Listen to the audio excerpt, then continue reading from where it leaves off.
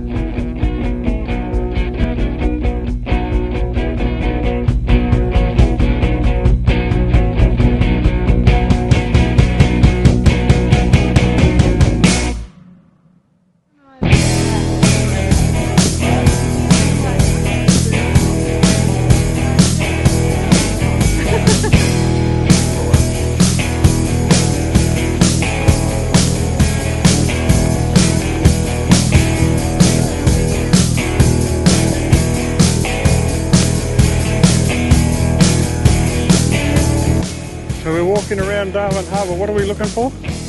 We're looking for the war tunnels. War tunnels. We're looking for the war tunnels. The storage, oil storage. There's a sign over there, but I don't think that's the entrance point. So that's part of it. What's this sign?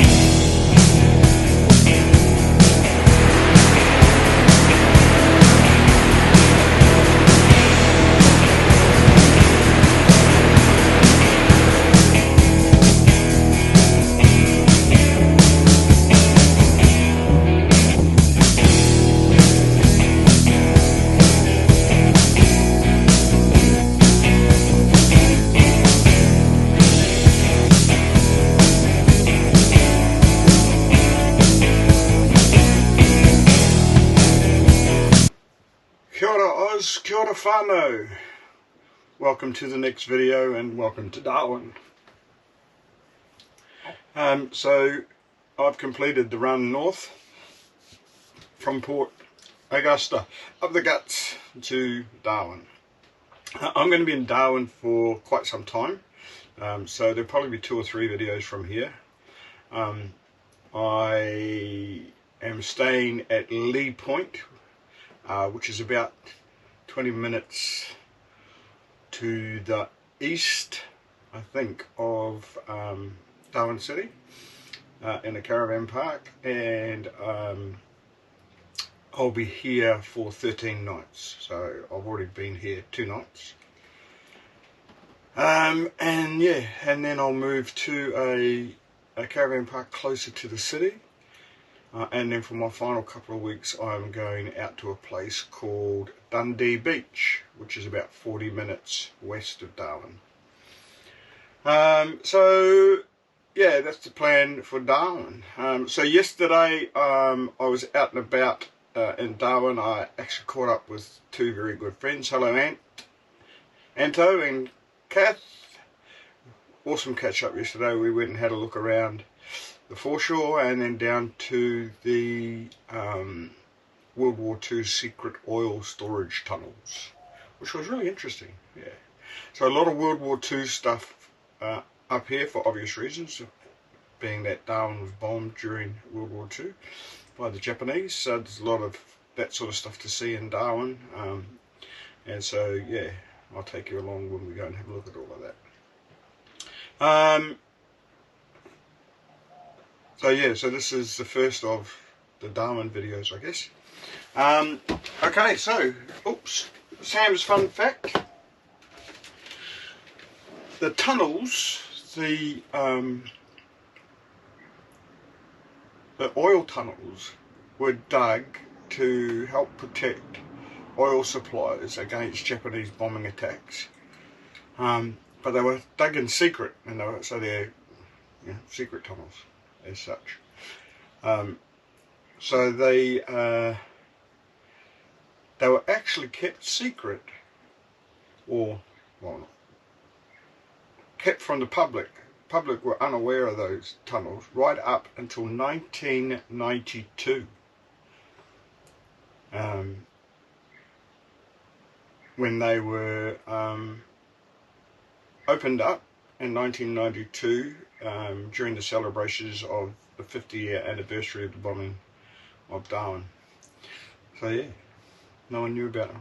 Well, I don't expect people did, but the wider Australian community didn't know about them. They were also not used for anything during Cyclone Tracy because they are in the storm surge area for cyclones and can in fact be flooded in a cyclone.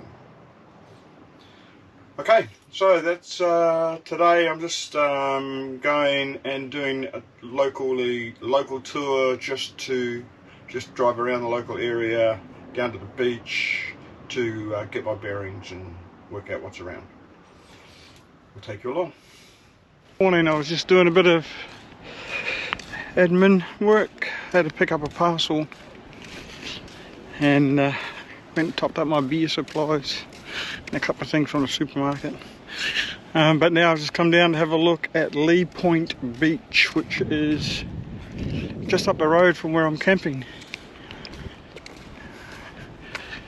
So get a bit of an idea whether it's worth coming down here for a bit of a fish. So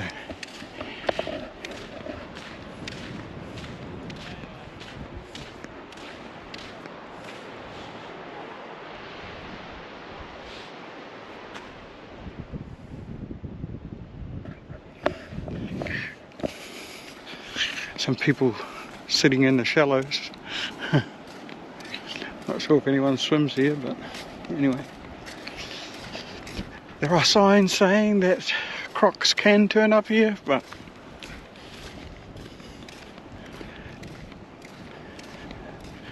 they're unusual in this area apparently. So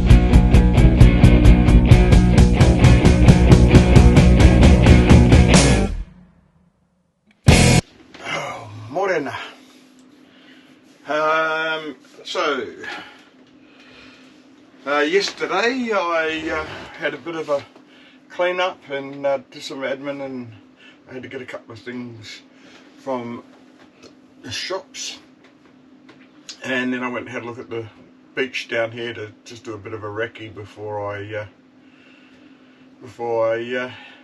go out and maybe do some fishing this morning. So yeah, had a look down there. I don't know if it's a good fishing spot, but you know, we're going to have a crack. And then this afternoon I'll go and have a look at some more of the sites, and then tonight I'm catching up with a mate for dinner. Funny story, when we were in town the other day with, or when I was in town the other day with Anto and Kate, other good friends, we went looking for a place for lunch. We looked at about 4 or 5 places, maybe 6 places, and decided on the last one we looked at. We went and sat down, ordered our lunch. I had a beer, and then must be near an hour, I suppose. We get up to go, and I turn around, and the guy that I'm going to catch up with for dinner with tonight was sitting on the table right behind us. He'd been there the whole time with his wife. So go figure. Anyway, we'll see you tonight, Paul. Alright, Sam's fun fact. During the first air raid on Darwin, a Japanese Zero fighter flown by Hajime Toyoshima was damaged by a stray bullet, and as he flew away from Darwin, his engine seized over Melville Island in the Tiwi Islands. So he crash landed, but he walked away from the wreck, and he was only slightly injured. The next day, Toyoshima was walking through the bush where he was seen by Matthias, a Tiwi Islander. Anyway, Matthias crept up behind him and grabbed his revolver from his pocket and stepped back and pointed the revolver at him and said, "Stick 'em up, both hands up." Anyway, Toyoshima became the first Japanese to be caught as a prisoner of war on Australian soil. He was sent to Kara, the prisoner of war camp in Kara, and he was a bit of a troublemaker, and he was one of the instigators of the Kara breakout, where a number of prisoners of war were killed. And then he eventually committed harikari, took his own life after the failure of that escape. So there you go. Okay, so I'm going to clean up and get on the road.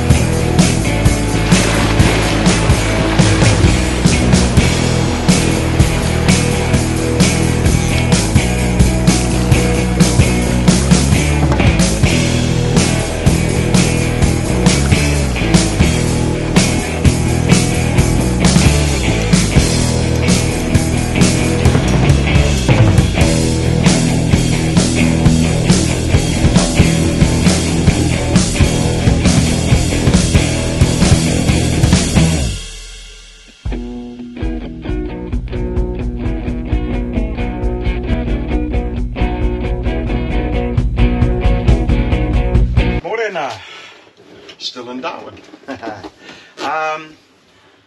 Yeah, had a wander down to Lee Point yesterday, had a bit of a fish, caught a shovel nose ray, that was it, nothing else. Had a few bites, but yeah, not very successful. So anyway, that was it.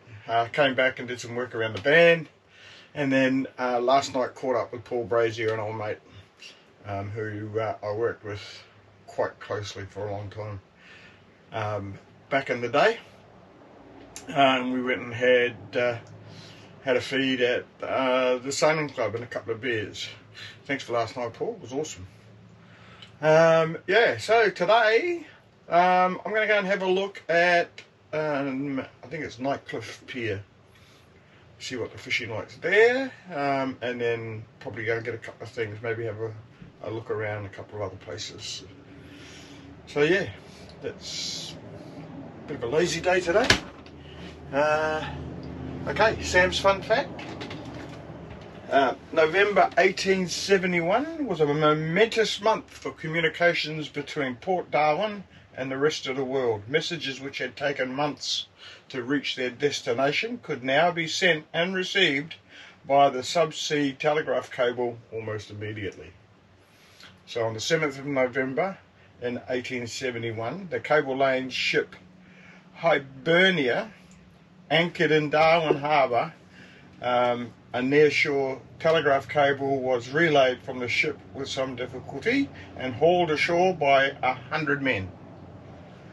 After it was landed, the cable was carried into the cable house at the bottom of the cliff.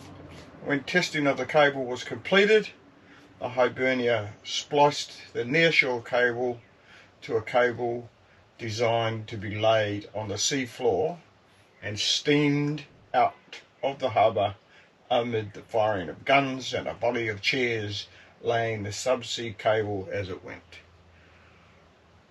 So that was a telegraph cable. So we stopped at a point the other day where they landed that cable. 1871, that's quite amazing. Anyway, that connected Darwin with Java and then on to the rest of the world. Okay, I'll clean up and start my day. So this is Nightcliff jetty. Nice little area. Come and have a look down here. I might have a fish, see what's going on down here. See if there's any action happening.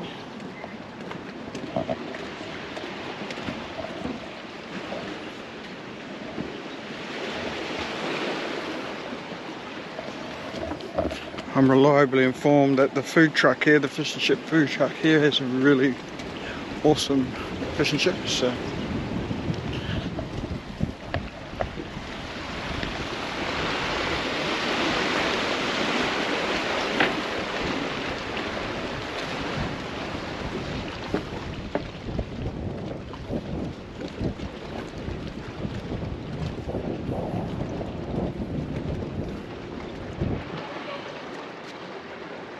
So I had some lunch, fish and chips, nice piece of barramundi and some chips. Now I'm having a bit of a fish, see what I can get.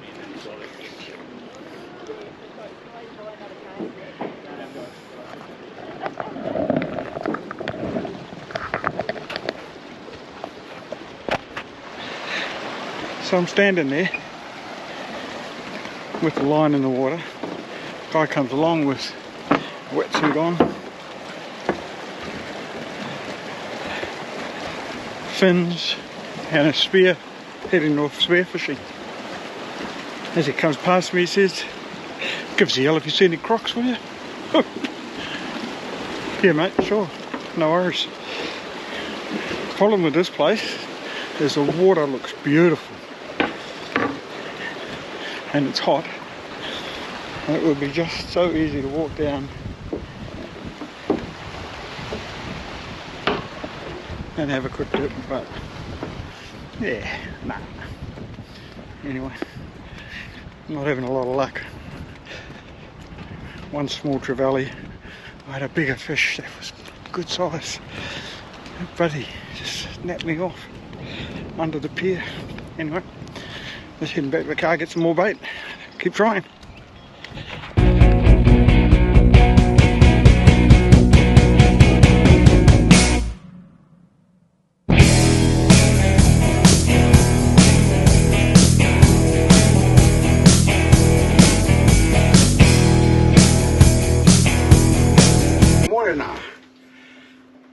Another lovely day here in Darwin. 33 supposed to be the top. Yeah, so I did a bit of fishing yesterday. Had some fish and chips for lunch on the beach, were really nice. Yeah, not too successful with the fishing. I did get one big fish, but the bloody thing jammed me under the pier and snapped my line. So anyway, that's the way it goes. So I'm heading out today to another jetty to do some fishing with Paul Brazier. Going to go and pick him up, and we're going to head out and we'll see if he changes my luck. Yeah, so we're going to head out and do a bit of fishing again today. So we'll take you along. Sam's fun fact. Makassar people from the region of Sulawesi, which is now known as Indonesia, began visiting the coast of North Australia sometime around the middle of the 18th century. First in the Kimberley region, and some decades later in Arnhem Land. They were probably the first non-Indigenous people to make contact with Aboriginal people in Australia. They were men who collected and processed trepang, or sea cucumber, which is prized in Indonesia for its culinary value and medicinal properties in Chinese markets, and they're still doing it now. There's still problems with the Indonesian fishing boats in Australian waters taking sea cucumber. So yeah, there you go. Alright, so I'm going to clean up, make my morning phone calls and head off. We'll take you with us. So we're at Mandorah, wasn't it? Mandorah jetty, which is on the other side of the harbour. So as the crow flies, about, I don't know, what's that, 5 kilometres across to there. But we got to drive all the way around the harbour, so it took about an hour to get here.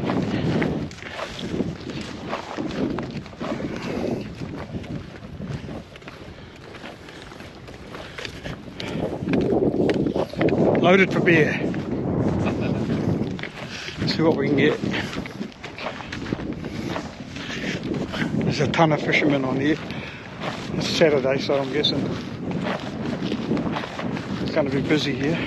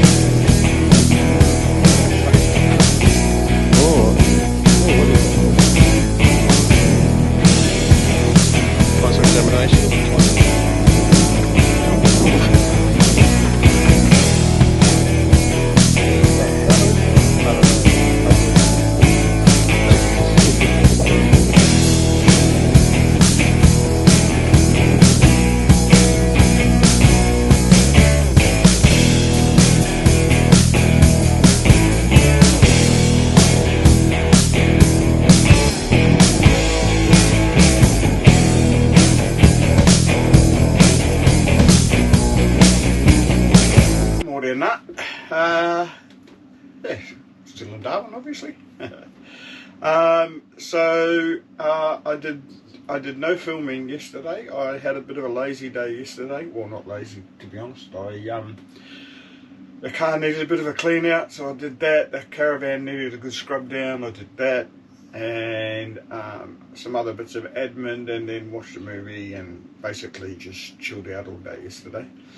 But I did head off to the Mandorah Beach market last night. Watched the sunset on the beach and had roast duck and rice for dinner. It's a bit of a iconic spot here in Darwin. Thursdays and Sundays the Mandorah markets operates. So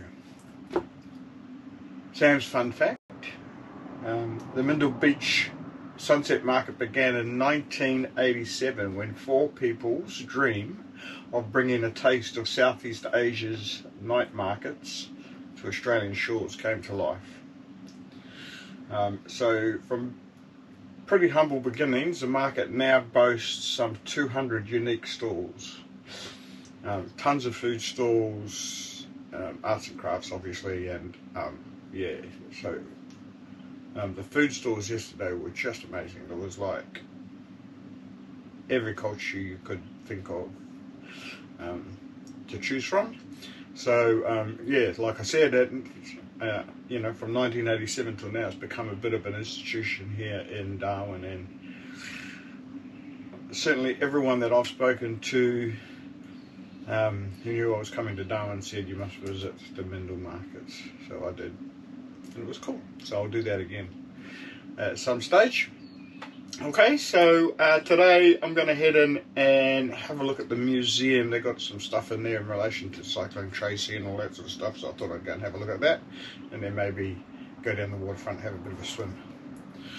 Anyway, you'll see what I get up to when I take you along. We'll come down to look at the Darwin, I think it's called the Darwin Museum and Art Gallery. Anyway, it's just opened. Beautiful outlook.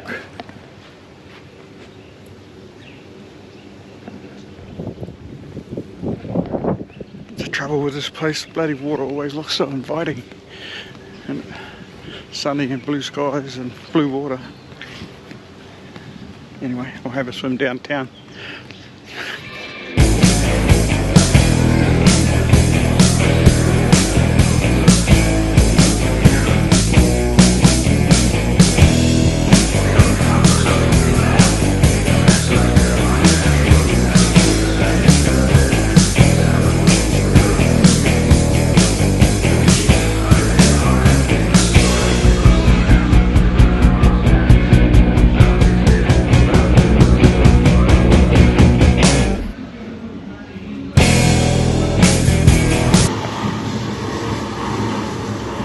Inside a room with all the sounds that would have been heard in the cyclone.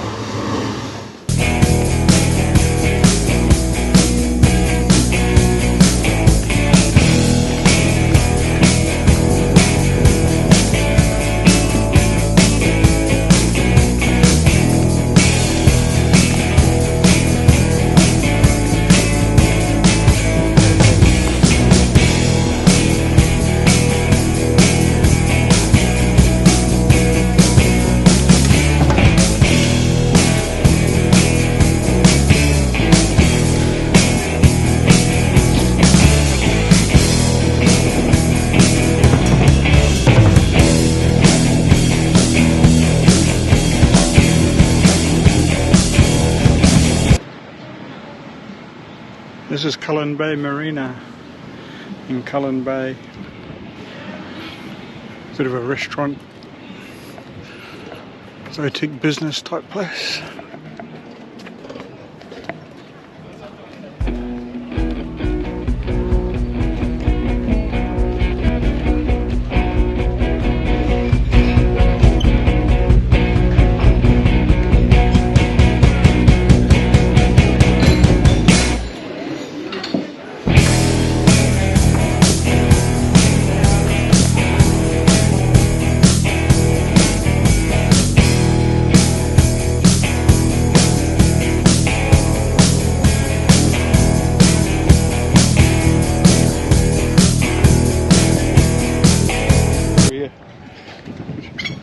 food at the restaurant, fresh bread at the restaurant to throw in for fish, tarpons and carp that were in there.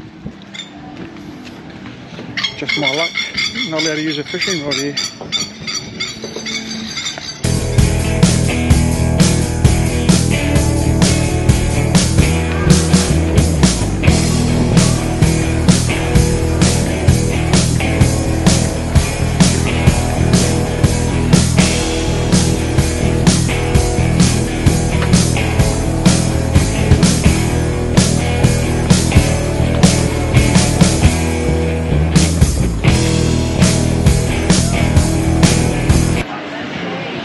Bit of lunch, decided to splash out and have something at the Oyster Bar. I've been to Oyster Bar in Adelaide, it's the same mob, clearly.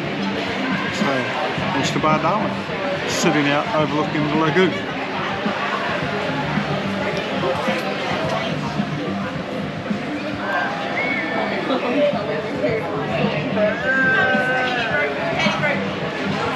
Cool.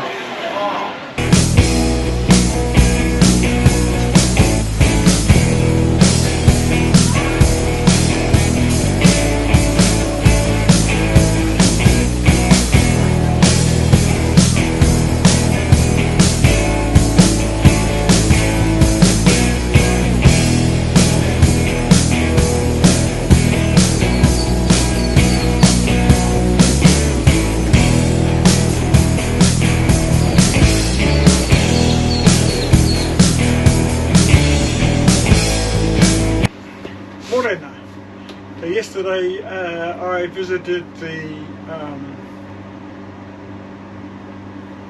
Darwin Museum and Art Gallery and had a look around there and had a look at the Cyclone Tracy exhibit.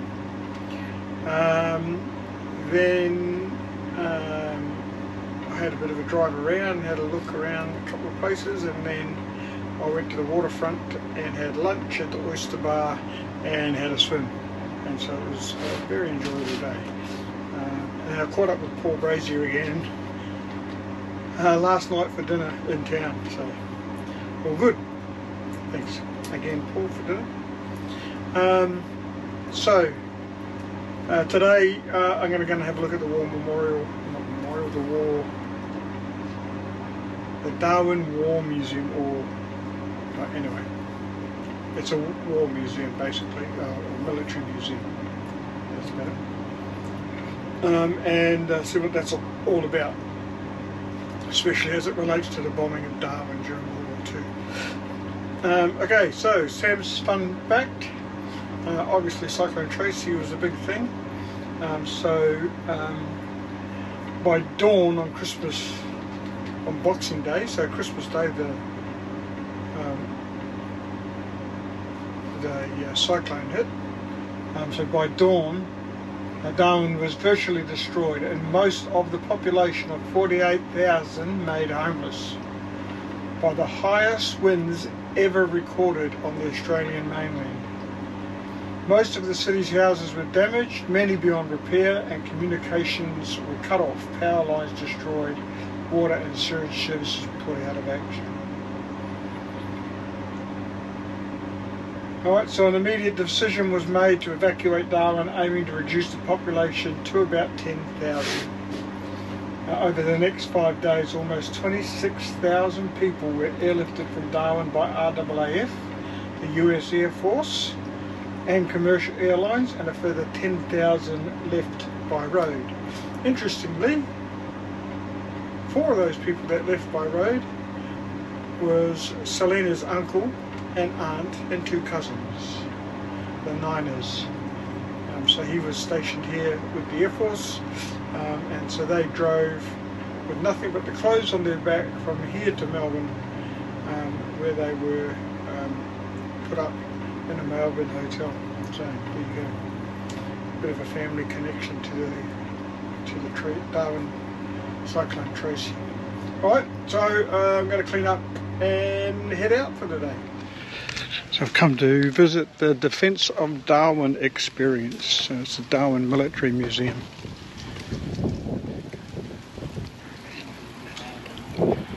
25-pounder over there.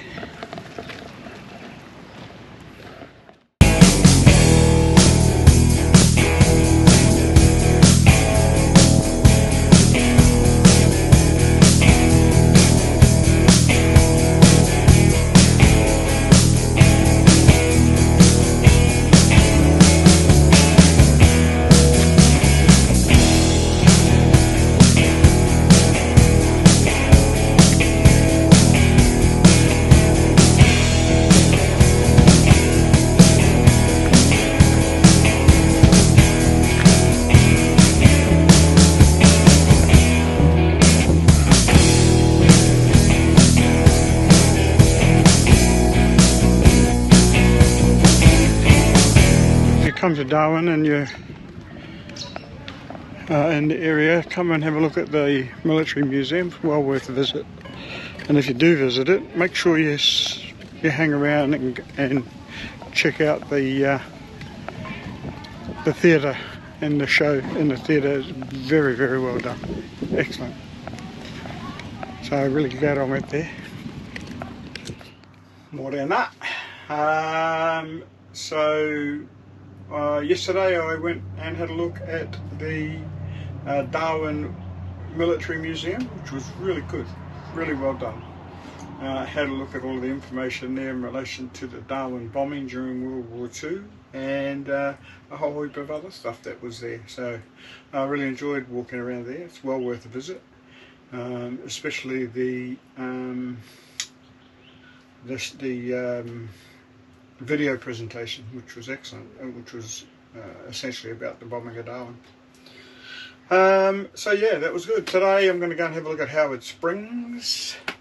Not sure what to expect there, but anyway, I'm going to have a look at Howard Springs and see what that's about. I just bought tickets to the Darwin Caravan and Camping Show on Saturday, so that'll be cool. Okay, Sam's fun fact. The term Black Watch is used to describe a number of different groups of Aboriginal servicemen in the Northern Territory during World War II. Many of these men served as coast watchers on the mainland and on the Tiwi Islands.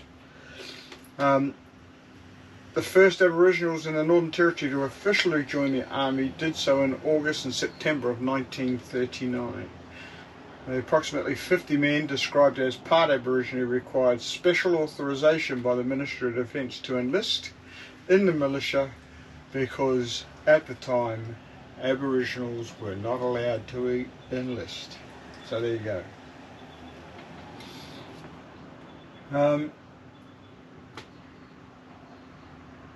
Okay, so I'm going to clean up and head out for the day. So I'm at Howard Springs. Looks like it's a bit of a day trip type area. It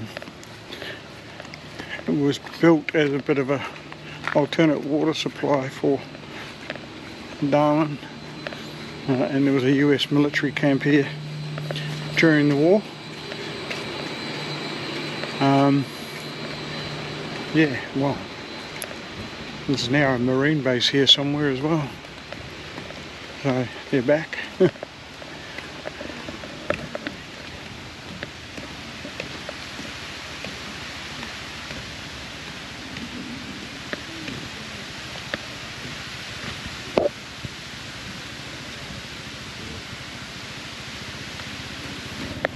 don't know if you can see them in there, but there's some turtles.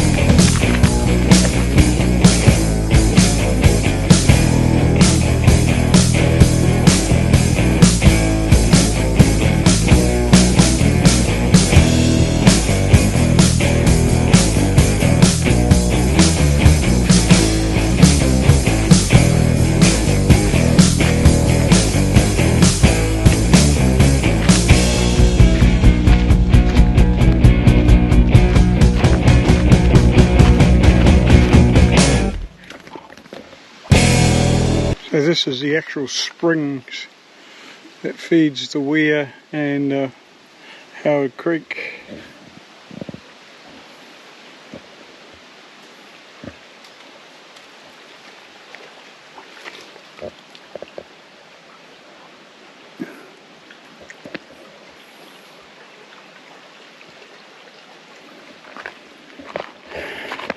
It's obviously a day visit place, and I'm guessing on weekends and that sort of stuff. It's a big picnic area, and bring the kids to swim in those man-made pools on the other side.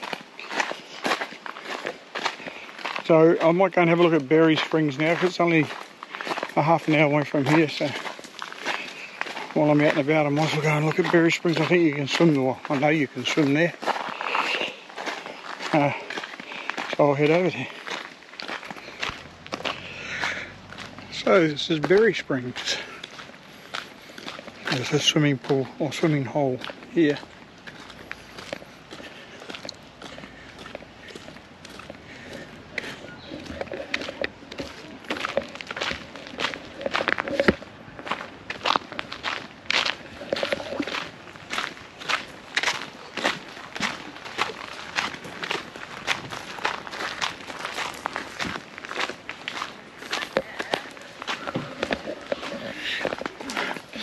Quite busy for a weekday. Heaps of people here.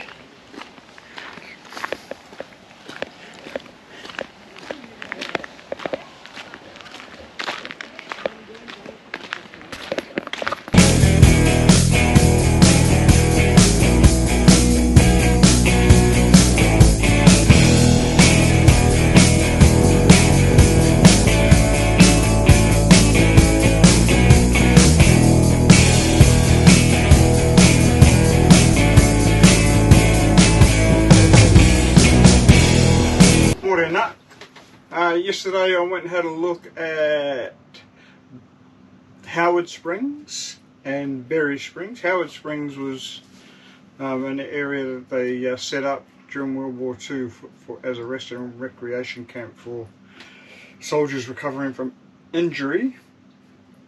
And interestingly, there's a marine base out there now in the old detention centre. And Berry Springs, I went for a swim, so it was really nice. Today, I think I might head out to the Crocosaurus or Croc something wildlife park and have a wander around there. Not that I've seen enough crocodiles. So yeah, I'm going to have a look at that place just for something to do today. And yeah. Tomorrow will probably be an admin day tomorrow, and then Saturday I'm off to the Caravan and Camping Show, Darwin Caravan and Camping Show. So yeah, take you along. Sam's fun fact, Berry Springs is closed in the wet because of the flooding and the danger of saltwater crocodiles heading up the creek to the springs. And so yeah, it's closed during the wet. And in the dry season, once the water level has dropped below the lower pool and clear enough to see the bottom, an exclusion fence is erected on March fly wear. Permanent traps and indicator floats in the creek are checked regularly. Any saltwater crocodiles are trapped, caught and removed. Night surveys are also conducted. Once all the assessments have been satisfactorily completed and the park is opened for seasonal water-based activities. So they do get saltwater crocodiles in there. Just depends on time of year, and you go for a swim there, crossing your fingers that the rangers have found them all. There you go. I didn't know that before I jumped in. Alright, so clean up and head out for the day.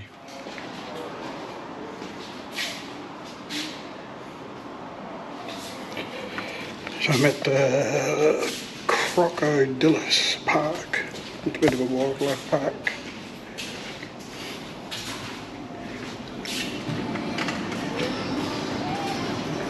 and also a crocodile cruise, because I haven't seen enough crocodiles.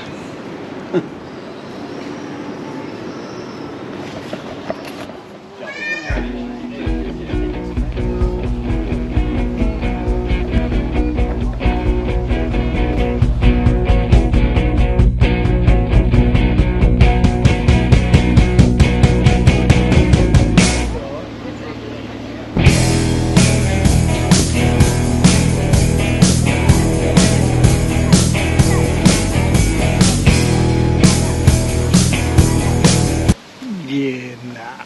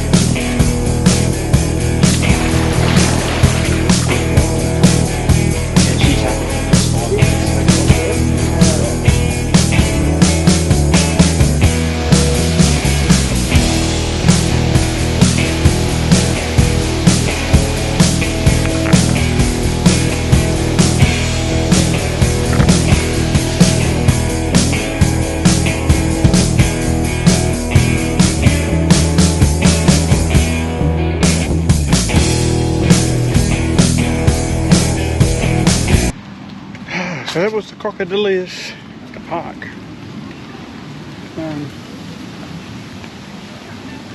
Bit of a zoo of sorts, mostly crocodiles, but there's a couple of lions in there, some primates and some Australian native animals, etc. But I guess if you come in, you're coming for the crocs more than anything.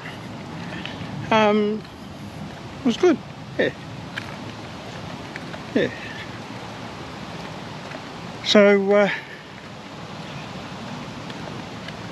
like I said this morning, I'm going to probably have a admin day tomorrow, and Saturday I'm going to the caravan and camping show.